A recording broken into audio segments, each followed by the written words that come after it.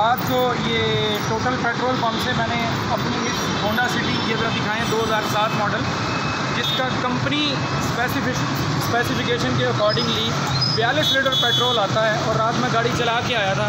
It means 5-7 litre petrol already تھا۔ تو اگر 5-7 لیٹر آلریڈی پیٹرول ہو تو اس میں میکسیمم 35 لیٹر پیٹرول آنا چاہیے۔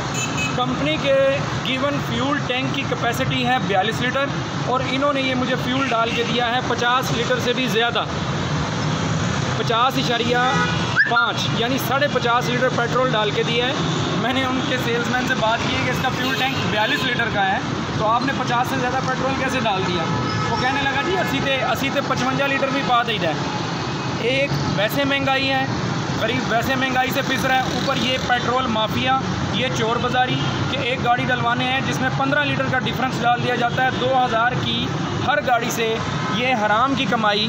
اور یہ 9 number petrol pump Multan 9 number چوک پہ ٹوٹل کا یہ پیٹرول پمپ ہے، اور اس کے مینیجر کو کال کی ہے، بارہا کال کرنے پہ اس کی ریکارڈنگ میرے پاس ہے۔